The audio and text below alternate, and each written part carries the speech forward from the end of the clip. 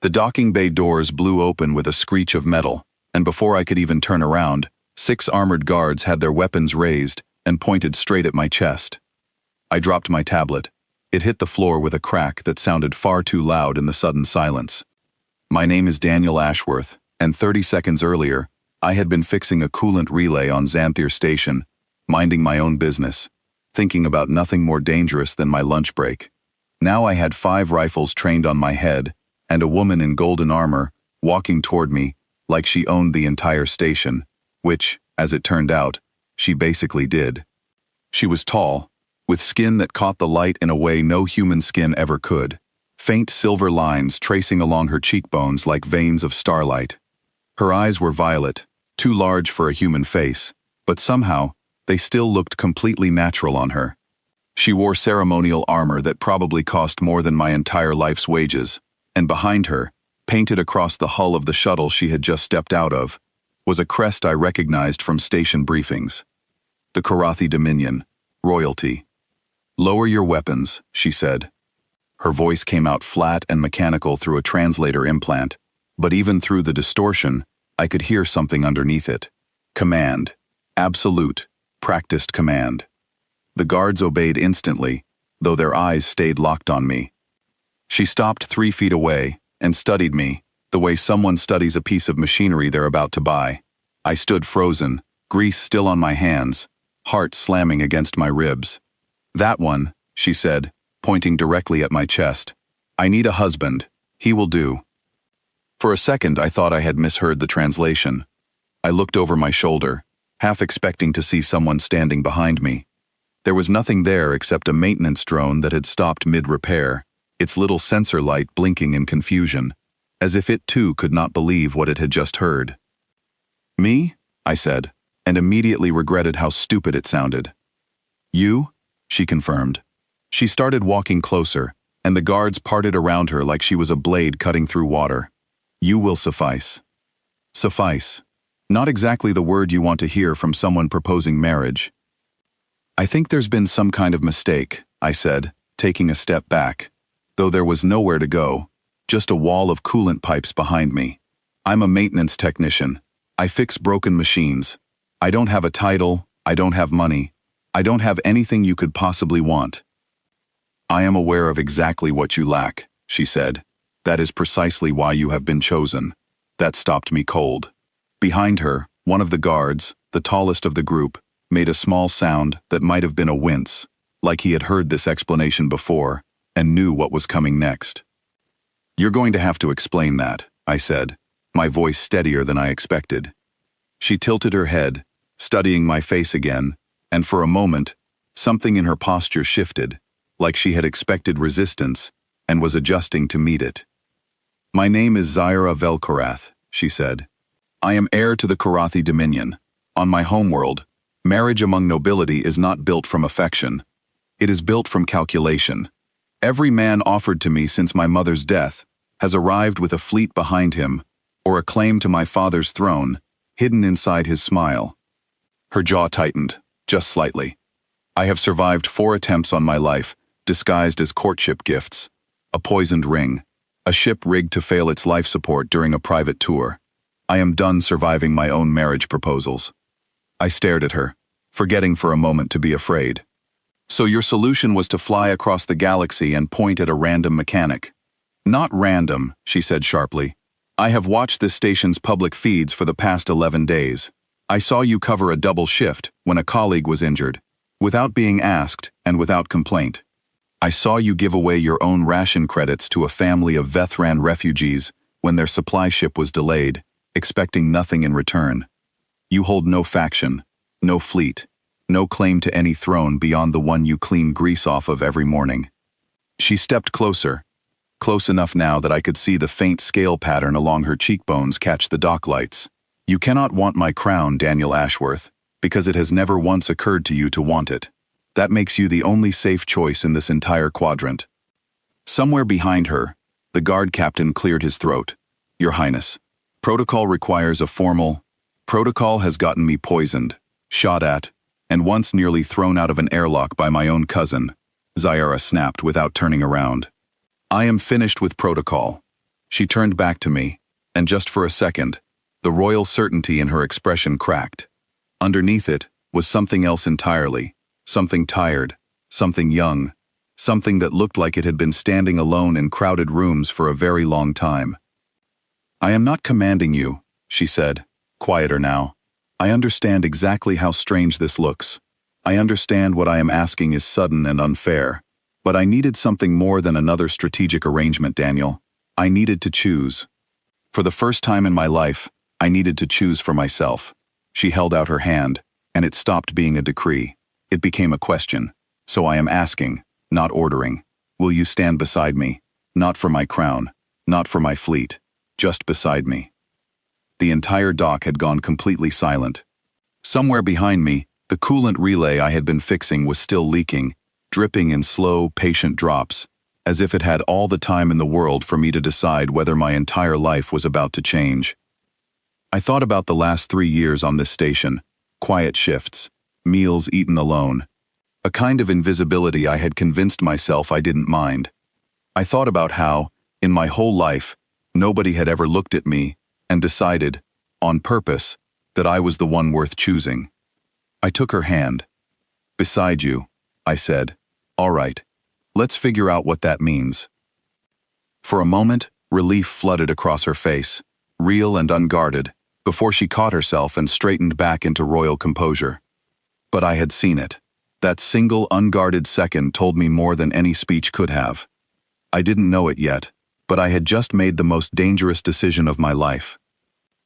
The guards escorted us off the public dock and into a private section of the station I hadn't even known existed, a corridor with reinforced walls and its own independent air supply. Station Director Miriam Talbot met us there, her face pale, her hands trembling slightly as she clutched a data pad. "Your Highness," she said, bowing stiffly, "we were not informed of your arrival. If we had known, we would have prepared." "That is precisely why I did not inform you," Zyara said. "Preparation invites interference." Miriam's eyes flicked to me, wide with confusion, and something close to alarm. "Daniel, what is going on?" Before I could answer, the lights along the corridor flickered, then died completely, plunging us into darkness lit only by the faint red glow of emergency strips along the floor. "Get down," Zyara said, and her voice had changed entirely. Gone was the formal, measured tone. This was sharp, fast, trained. A guard shoved me against the wall as the far door at the end of the corridor exploded inward. Smoke rolled through the opening, and out of it stepped 3 figures in matte black armor. No insignia, no markings, carrying weapons that hummed with a low, dangerous charge. "Assassins," Zyara said under her breath, "faster than I expected." "You knew this might happen?" I said, my back pressed hard against cold metal. "I suspected," she said. "I did not expect them to follow me this quickly. Someone informed them before I even landed." The guard captain, whose name I would later learn was Corin, raised his weapon and fired a warning shot down the corridor. The attackers didn't even flinch. They moved forward in a tight formation, weapons rising. "Behind me," Zyara said, pulling me by the arm. "I can help," I said. "I know this station. Every access panel, every shortcut, every maintenance shaft. You don't." She hesitated for half a second, violet eyes searching my face, then nodded once. "Lead." I grabbed Miriam's wrist and pulled her along too. We ducked through a side hatch I had repaired only 2 weeks earlier, into a narrow maintenance shaft barely wide enough for 2 people. Behind us, the corridor lit up with weapons fire, the guards holding the line to buy us time. "This way," I said, moving through the dark tunnel by memory alone, my hands finding familiar pipes and conduits even without light. "There's a service ladder, about 40 meters ahead. It drops into Sector 9, near the old cargo bays. From there we can reach the security office." "You built this station," Zyara said, following close behind me. It wasn't quite a question. "I've fixed most of it," I said. 3 years of crawling through every inch of pipe and wiring on this thing. You learn a place fast when you're the one keeping it alive." Somewhere behind us, an explosion rattled the tunnel walls, sending dust raining down onto our shoulders. Miriam gasped. "Keep moving," Zyara said, her voice steady despite the chaos. Corin can hold them for a few minutes, not longer.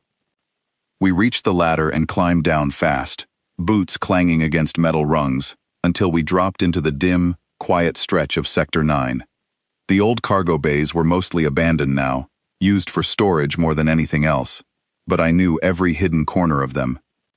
There, I said, pointing to a maintenance closet built into the far wall. It connects directly to the security office through a service duct. Tight fit, but it'll get us there without going through the main corridors. Zyara looked at me with something new in her expression. Not just gratitude, genuine surprise.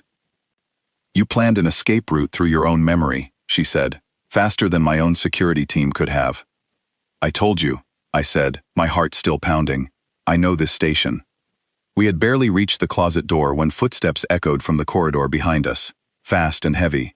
I turned, expecting another assassin, but instead saw Corin stumbling toward us, one arm pressed against a wound at his side, blood soaking through the fabric.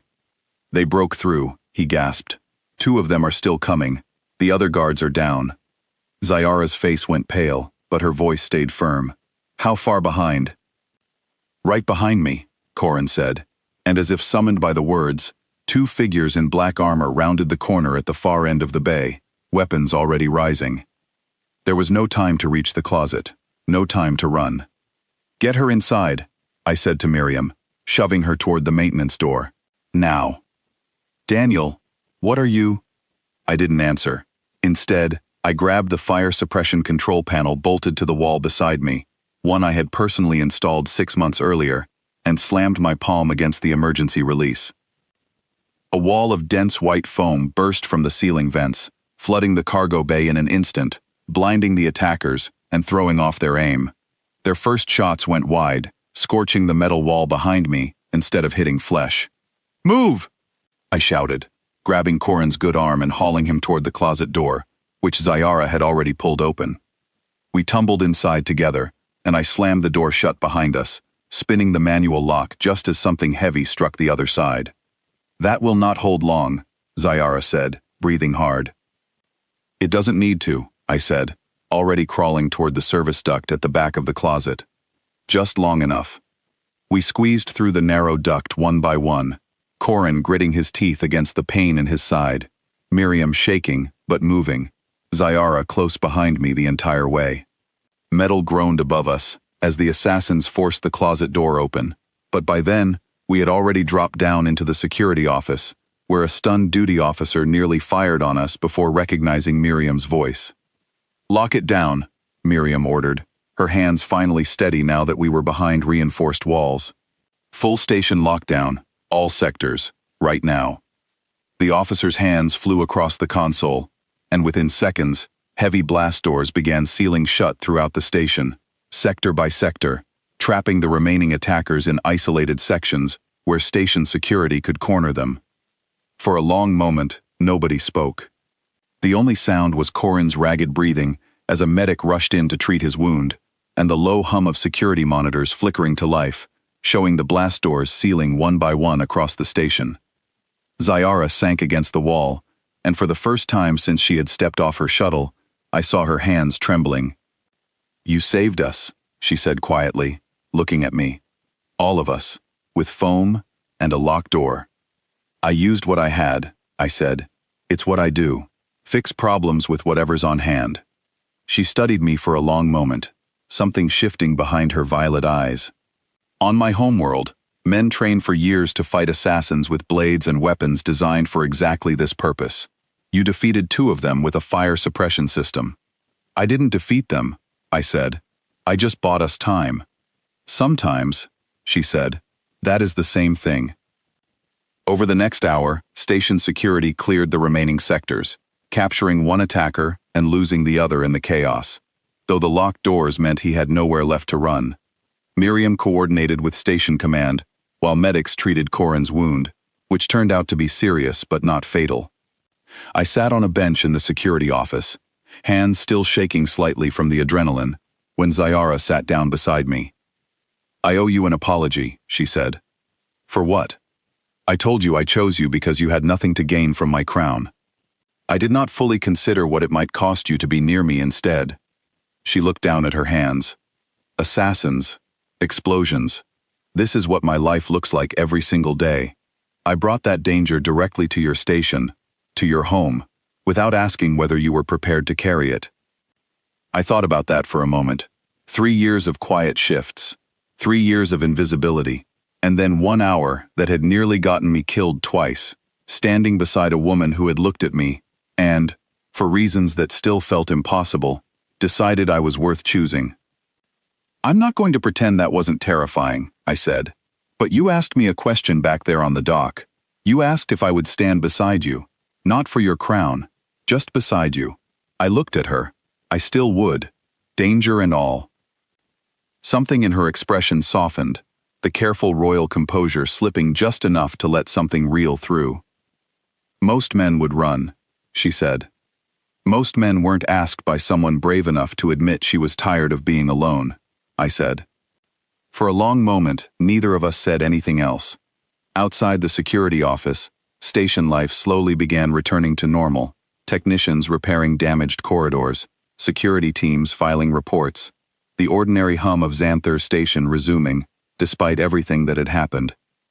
Zyara stood, offering her hand once more, the same gesture from the docking bay, except this time there was no formality in it at all. There is still a great deal to figure out, she said. Treaties, ceremonies, my father's reaction, which I expect will be considerable. One thing at a time, I said, taking her hand again. One thing at a time, she agreed. And for the first time since she had stepped off that shuttle, she smiled. Not the composed expression of a princess performing duty, but something entirely her own. Somewhere behind us, an alert chimed softly on the security console, and Miriam's voice carried through the office, already fielding questions from station command about what exactly had just happened aboard Xanthar Station. I had no idea what came next. Treaties, politics, danger, a life I couldn't have imagined a single day earlier. But standing there, hand in hand with someone who had chosen me on purpose, for the first time in 3 years, I didn't feel invisible at all. I felt chosen, and whatever came next, I intended to stand right where I was, beside her,